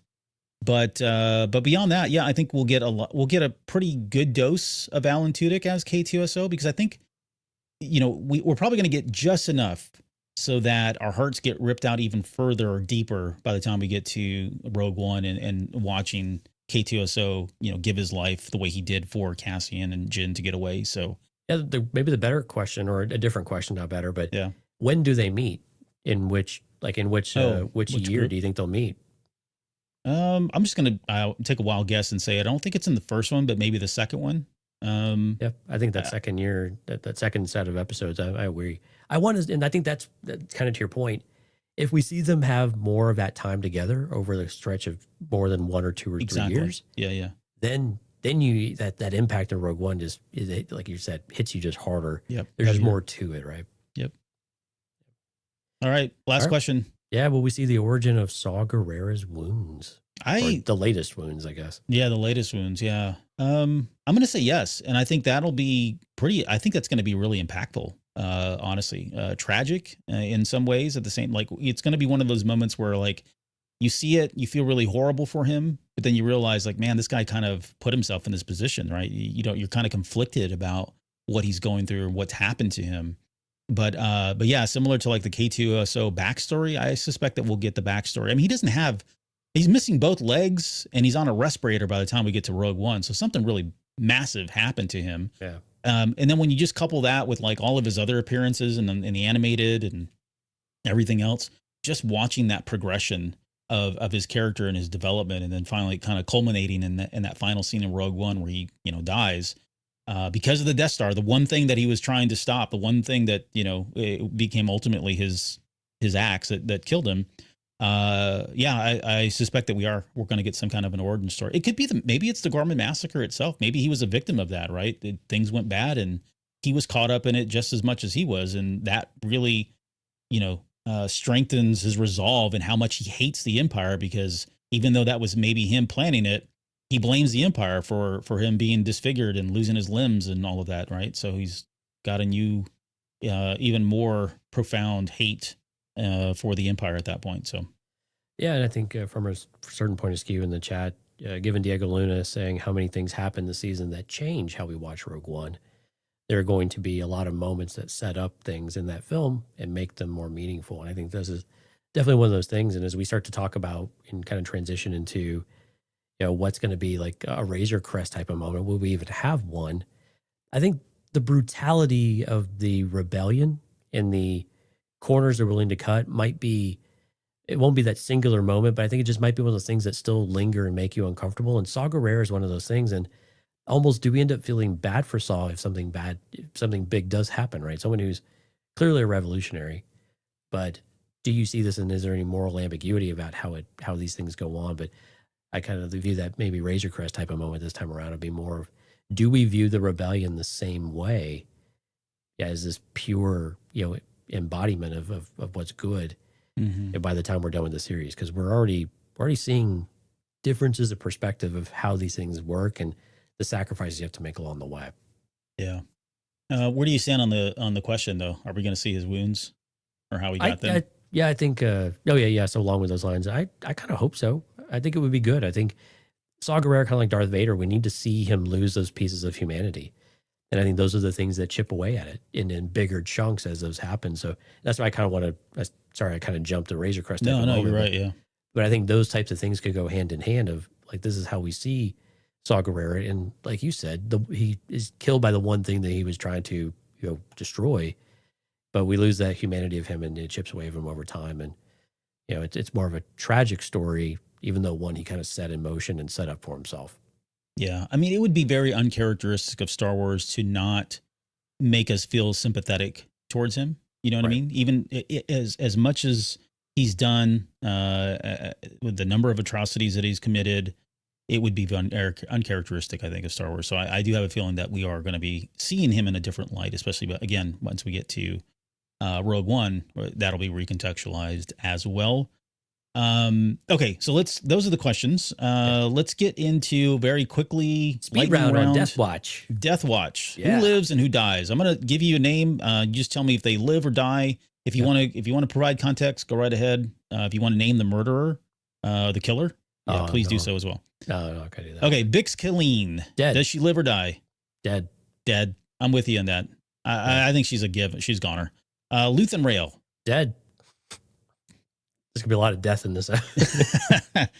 Oh man, this one is hard because he's a Jedi. So can you? No, I'm kidding. You can't kill a Jedi. You can't kill a Jedi. Episode 1. I'm gonna say Luthen Rail. God. Okay, he dies. I think he's dead. I don't think he's gonna make it out. It would be fitting for him to die, quite honestly, given where he's going. Deidre Miro.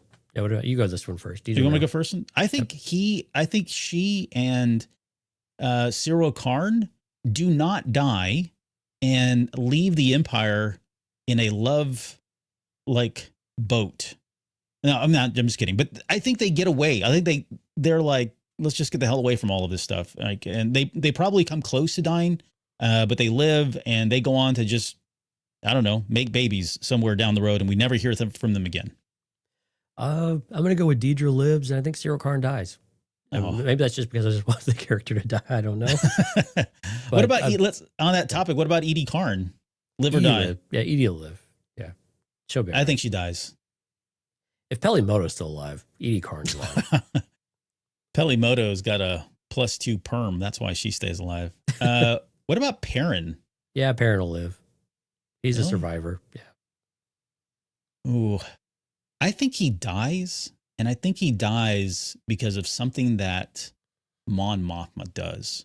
Like, I think she willfully gives him up or sacrifices him. And not Yeah. you know. I don't have a lot of conviction around him living, by the way. I think he's like one of those 50-50 characters. Yeah. That I think he's. Yeah, you're right. He could go. But there's just something about Mon Mothma. We haven't really talked about her very much, quite honestly. And I apologize for that, because she is probably one of the more intriguing characters going into season 2. Absolutely. But I just don't know that her hands are going to be completely clean when she comes out of this, either because on her own accord, or her hand is forced, similar to what she's done with Lita, her daughter. Yeah. But I can see a scenario where Perrin is, sacrificed. He's given up for the greater good. And that really is kind of one of those, dehumanizing things, or maybe just changes her, right? For making that decision. But she's got to think about the bigger picture here. Yeah, Point Askew had a good point in the chat. Something has to happen to Perrin and Lita for Mon to feel okay leaving them behind, especially her daughter. And maybe her daughter, but if her daughter's married off, where does that go? They're kind of on shaky ground already. She's considered leaving Perrin before, and questions about whether or not they've got a good relationship that's worth keeping. So you're right, though. I mean, and that's where my lack of conviction is. it's a lot easier for Mon Mothma to justify leaving if she's lost everything, and then that brings out the emotion to the forefront, and she blames the Empire for what has happened, right, to her family, to what's been happening to her family for the last 20 years, and so on and so forth. Is that a good reason? So, I mean, I'm look, if you want me to switch my thing to Perrin dying, I'm okay with this because the guy's a dirtbag, Yeah. kind of, sort Kind of. of. I think we'll probably get a new light on him as well, too, like more Stop humanized. it. Don't remind me. I know. But yeah, I mean, I think maybe the more likely scenario, because, Leeta's a kid and, typically Star Wars doesn't do that. But I don't believe you. I have a room Revenge full of of the dead Sith Jedi children. Well, I'm saying like in more recent times, they don't really go that far. So I think there's another scenario where Leeta lives because she gets married and goes off, and that's just her life, and we never hear more about it. And Perrin does unfortunately die. I think both of those can be true, or more tragic is they both do die. So what about Brasso? Brasso, I think he's got to die. Like for the same reason that we just talked about Mon Mothma having to lose folks to kind of change her. Yeah. I think somebody like Brasso and even Bix, those two people, his closest friends that he, back from his home world, his hometown or whatever. It feels like those are unfortunately casualties and kind of are going to help him develop as a person into the person that we expect him to be by the time we get to Rogue One. So yeah, I'm putting him on the short list to pass. I hope he gets like a warrior's death and it's something valiant, right? Saving other people or saving Cassian or saving Bix or whoever it is. He just feels like that's more appropriate for his character. As cliche as it may sound, I feel like that's probably the case. Yeah, and again, sometimes it's easy to say, well, we don't see him in any of the content or whatever, but we also know he's been left in the sidelines before. So it doesn't necessarily mean he's dead, but I think he's dead. I'm with you. Yeah. I think that's as much for Bix and her movement towards the rebellion as anybody else's. And then Bix's death is the last straw for Andor. Yeah, right. I'm with you there. Yeah. William Puck. So this is the kid, right, that we saw in season 1. He's a lot older now in season 2. If you've seen any of the trailers or TV spots that he's featured in, he's got a grit about him that seems different, which you would expect given what he's been through. But your thoughts? Do you think he lives, dies? And maybe just very quickly, how prominent do you think he plays in season 2? Not super prominent, but he's visible, I think, right? And he's part of it, and he has lines and things like that, I think. So he's definitely a part of it. Just so I don't seem like I'm saying everybody's going to die, which I kind of do believe most people are going to die. I'll say he lives because, again, kind of a younger guy, but he might be that Nemec type of character of sorts, right? That ideological aspect of things, and does something dumb to get himself into a situation he's unable to get out of. I think it's another 50-50. I mean, gosh, all of these characters are at least a 50-50, right? Yeah. It's hard to say with any kind of conviction that any of them really truly live, because all of them feel like they're on borrowed time, because that's just the era that we're in. And, right. And we've seen it over and over and over, right? Unless you're one of the main characters that we know survives, but you can imagine that not every character is going to die. Yeah. Yeah. What about you? Yeah, I'm with you. Like I feel like he's going to live, but I do feel like we're going to get a different Willem Puck. Like I feel like he is going to be radicalized. Yeah. You know what I mean? Like he's going to be someone who really becomes kind of like Saul's Nemec. Where Nemec, I mean, I don't know. It's hard to say that with any conviction, just because I don't know a lot about what Nemec says other than what he gave us in season 1. Right. But it feels like he's going to kind of take he'd be one that would be very susceptible to looking at somebody like Saul Guerrero and going, wow, that guy has power. He has real power. He has real authority. I want to be like him, become radicalized and do some really horrible things, right? Just kind of lose touch with his humanity. I can see that happening, especially where he, coming off of season 1. So that said, I think he would live, just become part of, the partisans, right? I can see a scenario where he just joins Saul Guerrero, and we know he lives at the end of season 2 of Andor, but his fate is to be determined later down the road. By the time we get to Rogue One, he's probably died. He's probably died for some stupid cause or something that Saul has sent his people off to go do. As tragic as that may sound, we may not ever get that story, but I can see him at least living and us knowing as watchers, viewers, that he's going to probably go on to do some really horrible things because he just feels like it's justified and right in his own mind. Yeah, and again, it could be one of those domino effects. If you lose Brasso, not only does that impact Bix, but it also could impact a very still young and impressionable and maybe looking up to Brasso. And that last domino to fall, I lost my dad. He was brutally tortured and murdered. And now this happened to Brasso, maybe like a pseudo type of dad or an uncle kind of figure, another father type of figure, a big brother figure. And to lose that, I think feeds right into your point and ripe for Saw Gerrera's speeches and his charisma that go and motivate these people to join his cause in a more radicalized fashion. So I was just think about that. That line of "You're right here, you're right now." Was he talking to Willimon? I don't know, but I mean, I don't know. Kind of it fits the narrative we're creating right now. So, yeah, exactly. And headcanon is a but that's why it's so you're always on this teetering point, right? And I think that's even characters like Cassian, you always kind of feel it. And this is why I'm really curious to watch Bix, right? Because how does Bix handle where she's come from, where she is now, and then why she takes certain steps next, right? Mm-hmm. And why that is, and how far is she willing to go, and why is she then willing to do that? Does something snap? Does something just fall into place? Does it, what is it? And I think many of these characters have that similar type of story arc from those that came from Ferrix, and they're kind of on a cusp of revolution and rebellion. Yep. Tyler says, Albert, are you sipping on Squirt, bro? No, but I actually am a huge fan of Squirt. Not really popular down here in Texas, but up in Michigan, they sell a lot of it. Tonight's drink is Topo Chico. It's always Topo Chico if it's not a water. This is the official drink of the Cantina Cast. So thank you, Topo Chico, for not sponsoring us. If only if it were true, they were. Okay. Vel and Cinta. Let's just group them together. Yeah. Not trying to imply anything. No, I'm kidding. But Vel and Cinta. I think they both die, man.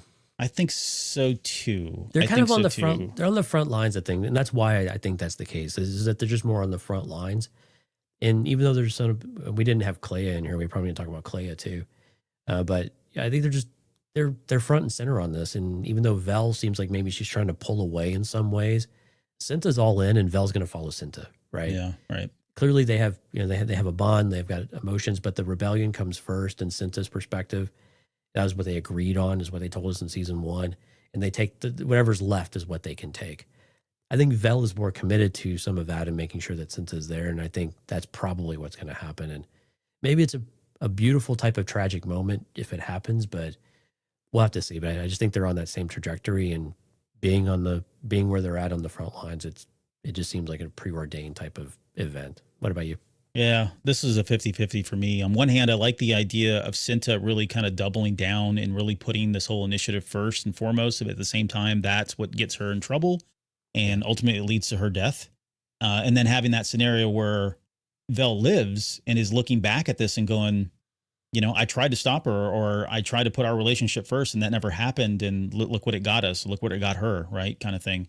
At the same time, maybe she gives at some point. Maybe Vel gives in too much and decides to follow Cinta, blindly in some extreme case where they do tragically both die, and we, maybe, regret some of that as well. So, but yeah, you're right. They're on the front lines. There is a relationship there tied to Mon Mothma between Vel and her. So again, more casualties, more initiative, fodder, fire, fuel, whatever it is to make Mon Mothma, harden, or at least distance herself from great point. That kind of, the morality piece of it, to just go take that next step that she knows she has to take, but maybe doesn't want to take. Nothing to lose, right? There's nothing to lose at this point, right? She is a single person who has lived through a lot, has seen a lot, outlived a lot, and will continue to do so all the way up to Return of the Jedi. Right. So before we get to the last one, maybe we bring up Clea. So this is Luthen's wife, right? Yeah, I think she's gonna die. Like, I don't, and I don't really have a good. She's got a two in the weeds for some of it, and yeah. I don't really have a good reason other than that. I don't have a good reason other than the fact that she just seems like a character that is there she's servicing the storyline. She's servicing Luthen's story for sure. But I don't see her living for any real reason. So I'm just going to put her on the death watch list and say, yeah, she goes. Well, I don't know what's that going to do to Luthen though? Like if he's a part of that, or do they go together? Maybe, I don't know. Or do they even know like that the other one has it? Because I mean, they have their own agendas, they have their own plan, they have their own directives too, right? And they have their own goals that they're trying to achieve. I think this goes back to the political side of does the Empire finally catch wind of who these people are, and they start rooting them out, right? And they start cleaning house, and this is what Mom Mothma's feeling, that pressure, and this is what the culmination of a lot of this stuff is what brings her to the moment to call the Emperor out in the Senate, and it's all of these things that have happened, and maybe it's while she's giving this speech, we get almost like a what are the things that you love, a montage of of the assassinations that are going on. You're going to say Gothals, but never mind. Sorry, go ahead. But it's, you kind of have all of this stuff. She's giving this impassioned speech, and you see the Empire like destroying every single one of the people that have helped build them to where they're at to this moment, and it's all kind of feels like it's crumbling apart, and you've got to just throw this Hail Mary, and this is where we see people like Clay and Luthen finally fall because they've finally been found out and they've finally been hunted down at the end of the day. Mm-hmm. It's kind of I don't want to call it a trope, but it's kind of something that we see a lot in these types of shows. And it would make sense, right? We know the Empire is probably going to find who these people are, But Clay is another character I would love to learn a little bit more about before we offer. I'd really like to get more from her. Okay. Last one. Yeah. And this is the tragic one. B2 Emo. I think he survives. Gonna say it. I'm wrong, but he's gonna live. I'm wrong. All right. Well, you said it. I'm gonna say he dies. All right. Like, as tragic as that is, and I know it's gonna break a lot of hearts, and there are gonna be some pissed off people, but like, what better way to just show you how much and how evil and ruthless the Empire is than to have that droid die? And like, on one hand, I don't even think it's going to be like it gets shot and blown into pieces. Like, I don't even think it's going to be something like that. It's going to be something horribly tragic. Like, it falls over something and gets stuck somewhere, and the world moves on, and it's just forever there, and nobody ever finds it, kind of thing. Oh, that would be awful. That's what I'm saying. Like, you want to give it like a K2SO ending. No, it's not going to go that way. Like, I think if this thing dies, it's going to die something just really, really tragic. No, like, he's that's not so going to go sad. out he's not going to go out like a chump. No way. No way.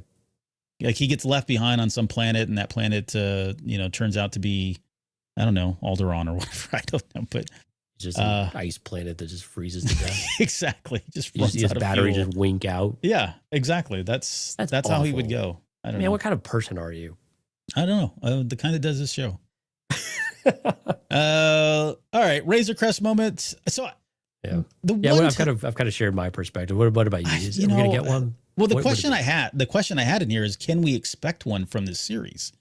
I kind of think no. Yeah. I think no. Like, I'm as crazy as that may sound, I don't know that we would get one from this series. And for anybody that doesn't know, the Razor Crest moment is just a prediction of something that you could never have predicted, and we did at one point. We predicted the Razor Crest was going to die, quote die, and it ended up blowing up in season 2 or whatever. So I don't think this isn't that kind of a series, quite honestly. I think there's going to be moments that shock us. I think there'll be some surprises, but I don't think there's going to be anything that's that off the wall, way out of left field in terms of like the storytelling. I just think that would be too, I don't know. It would be a little too disjointed for, I guess, the kind of narrative and storytelling that we've gotten from Gilroy so far. Yeah, and I think the interesting part is we know exactly where it ends, right? We know where this ends and picks right up into the next story. And when you have that really tight integration, it's difficult to do super big monumental type of things. Now, again, a Razor Crest moment could be any number of things, though. So we might very well be surprised and be like, okay, yeah, that kind of classifies. And maybe it's one of these other moments of how someone goes out or what Gorman Massacre ends up being, or maybe it is something that could be. It is, again, I've talked about it a few times. We've talked about it a few times of does the good guy rebellion side spark the Gorman Massacre, right? Mm-hmm. That type of moment I think would qualify. Like we typically would think it would be a Saw Gerrera or the Empire did it, or someone trying to do all of this. But what if the good guys actually started it? Now the Empire gets out of control. I think that type of moment, they go way too far, right? Exactly. Yeah, they just respond, and it's a hair trigger, and you just have that one spark that completely sets off all of the explosives everywhere, so to speak. And what if that was the good guys? And maybe not on purpose, possibly, or something like that. But what if Andor took that first shot, and doubles down and shows us the guy that he is at the beginning of Rogue One is a guy that's willing to do things. I mean, those types of things. I mean, that's the one I'm probably watching the most for a Razor Crest moment is, are we going to get a surprise of and think about the Gorman Massacre slightly different and feel very conflicted about at the end of the day? I would love to feel that way. I do not want to read social media that next day at all, but I kind of want to feel that way because that's the rebellion we're learning is more there. And it's not necessarily George Lucas's vision of the rebellion. And I get that, but it's the rebellion in reality that Tony Gilroy has built for us. Right. Yeah. And so I think it fits very well. So that would kind of be my vote for a Razor Crest moment is the rebellion is actually responsible for sparking off the Gorman Massacre. Mm-hmm. And that's why I'm with you, because when I was saying it was going to be somebody like Saw Gerrera, we've seen him do stuff like this in the past, right? Yeah. He knows. It almost plays into what Luthen says in that trailer about it's going to burn bright, right? They need something to get people fired up and going, and what a way to do this. Knowing that the Empire is probably going to go much harder than they need to. They're just trying to rope-a-dope them into that whole kind of thing. Right. If you really want something really crazy and out there, I was thinking that maybe there's a montage at the very end where it's all like in slow motion. There's music playing, and Clone X is out there, like one of these clones is out there just systematically murdering people that were involved in all this. And so then this is how we get, Bix dying or Cyril and Edie dying. They're coming into their apartments and just slicing throats and killing them and that kind of thing. There you go. All right. That's one path it could go. Yeah. All right. We're way over you are on nothing time. If not creative, my friend. Yeah. Well, thank you. We're way over on time. So I guess, why don't we wrap this up? Give me, I guess, your kind of final thoughts. Where are you on the hype meter? I don't know. We don't even have a scale. 1 to 10. Where are you at with this one? There's like 9.5 at least, if not 10, right? I mean, it's way up there. And I think from all of the other Star Wars content we've had, I mean, this is the one that we know we're going to get some really intense stuff, right? We know we're going to have top quality across the board. And it's just the series that we've been sitting waiting ever since season 1 and some of the really, truly amazing moments. And yeah, there's probably some things that we could, be critical of, but overall we can't really complain too much about any of it. And to re-engage with that, coming off of Mask of Fear too, with Alexander Freed's work, I'm really excited about this. And it's got me into that right frame of mind. This is how you like really tie content together really well too. Like his book release was at such a perfect time to start getting you in that frame of mind.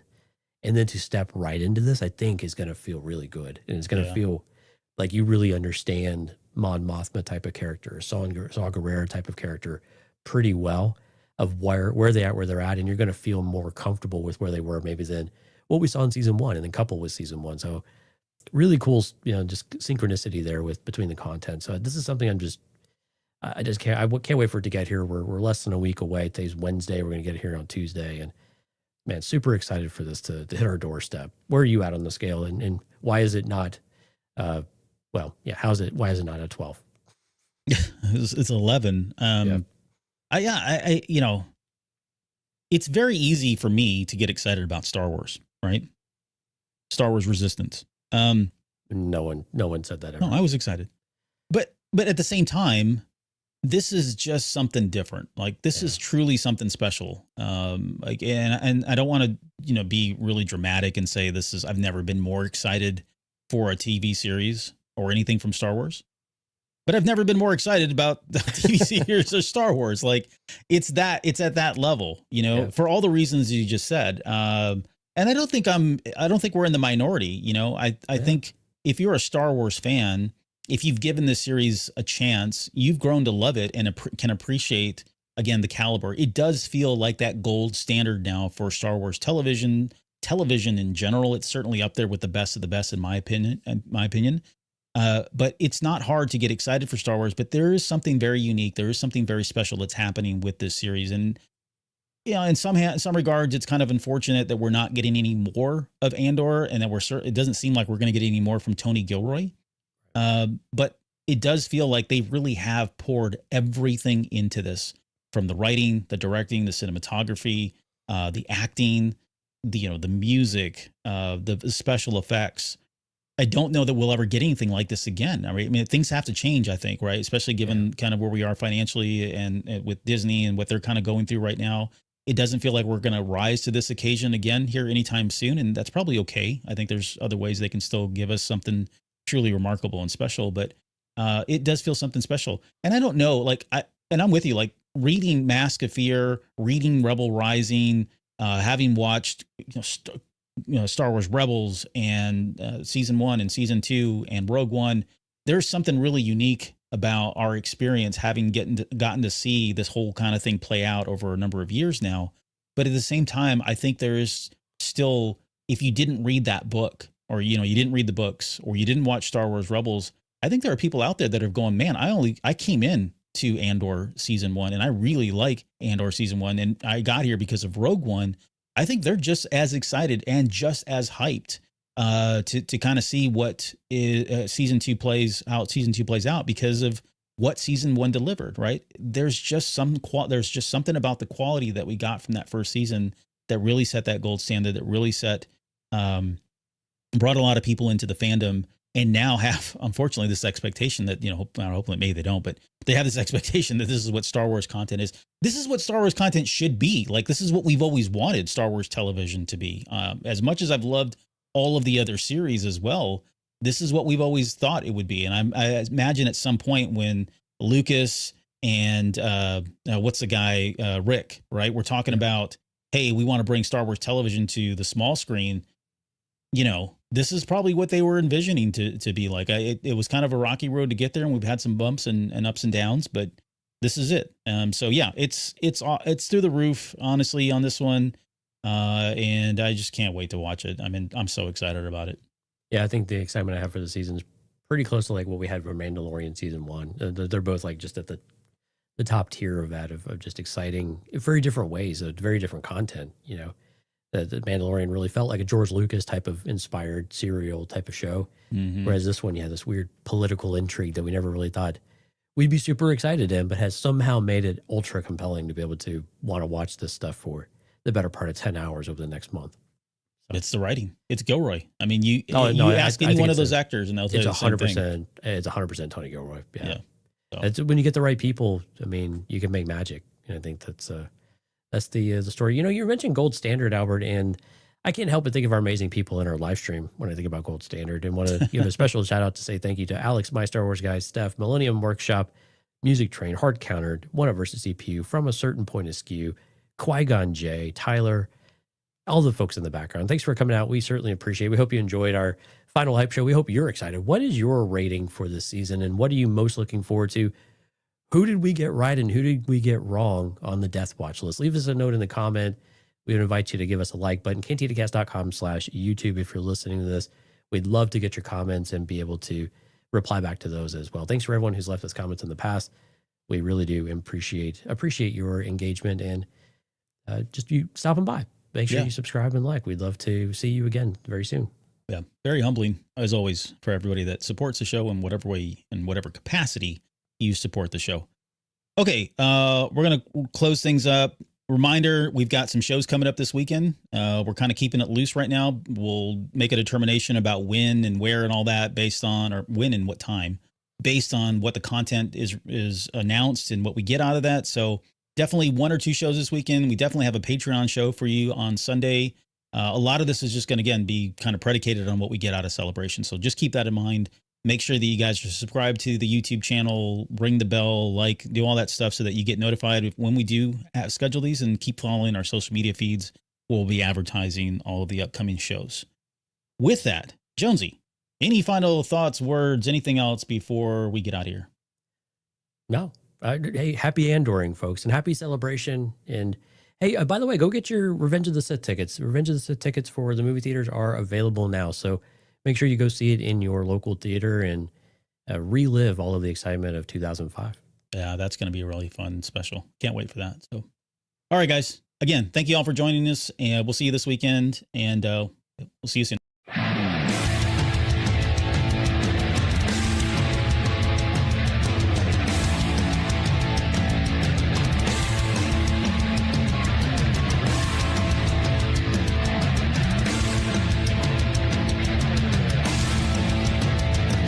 You're still listening? Wow.